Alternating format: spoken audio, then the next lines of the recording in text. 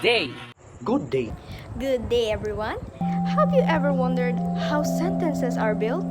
Well, wonder not, as today we, Group 5, are going to talk about something essential in grammars, which are clauses. A clause is a group of words that contains a subject and a verb.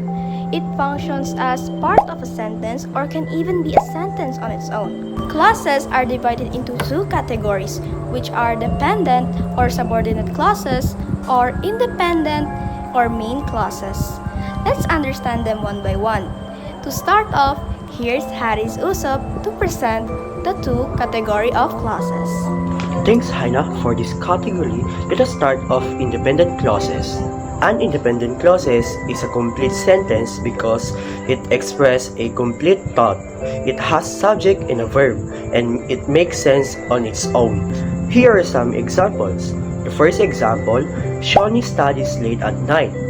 Second example, the dog barked loudly. The last example, the sun is shining brightly. While independent clauses can stand on its own, dependent clause cannot stand alone.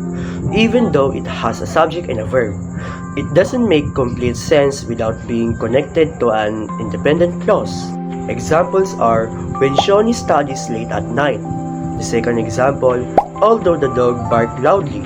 The last example, because the sun is shining brightly. See, these sentences feel incomplete. They need an independent clause to make sense. Let's explore different types of dependent clauses which will be discussed by Jason. Great job, Harris. Now, let's dive into another important point, the noun and adjective clauses. A noun clause acts as a noun in a sentence. It is a type of subordinate clause that can function as subject, object, or even complement. For instance, or for example, whoever arrives first will get the prize.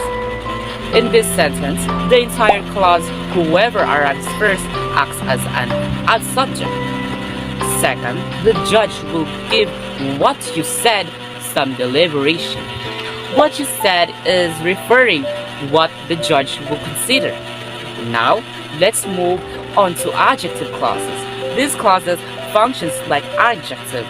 Therefore, meaning they describes noun or even pronoun. They often begin with relative pronoun like who, which, that, or whose. For examples, the cake that she bought was delicious. In here, the cake that she bought was delicious.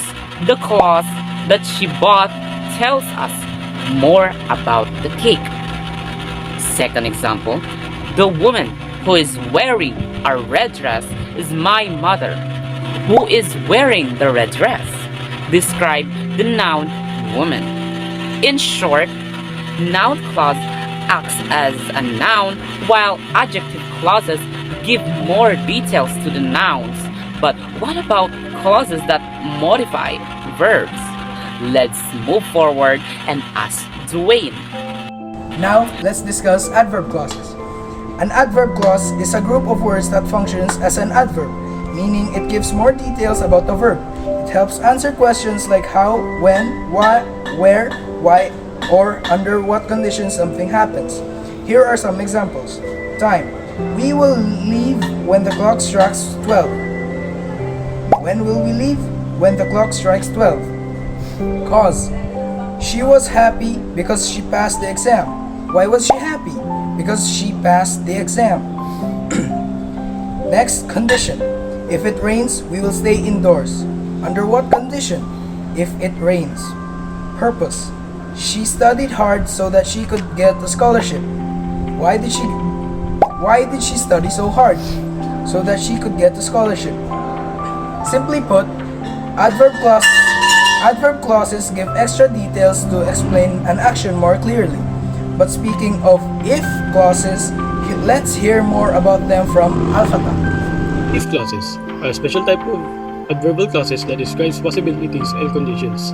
What can happen, what could have happened, or what might never happen. There are different types of if clauses. If clauses type number 1, possible situations, which means real and likely to happen. An example here is if you study, you will pass the test. meaning studying can actually leading to passing. Another example here is if you work out every day, you might gain some muscle, meaning exercising regularly can result in muscle growth. If clause type number 2, imaginary or hypothetical situations, which means unreal or unlikely scenarios.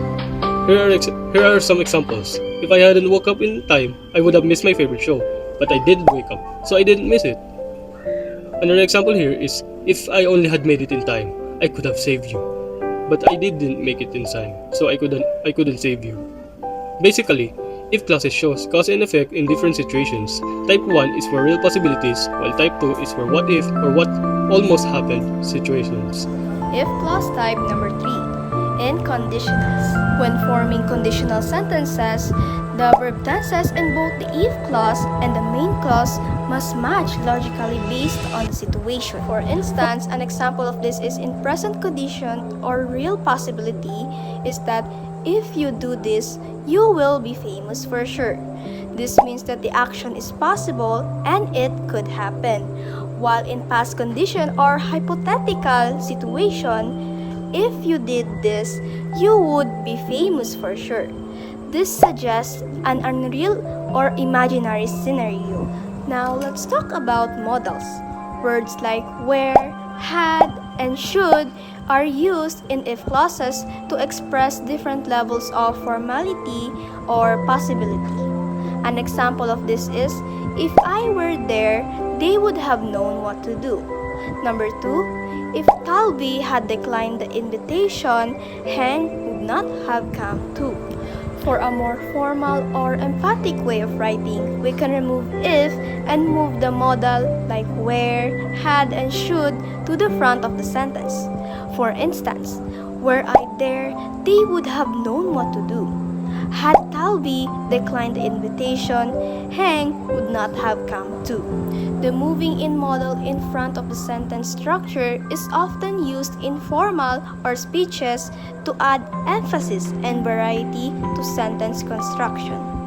And finally, to summarize everything, clauses are groups of words with a subject and a verb.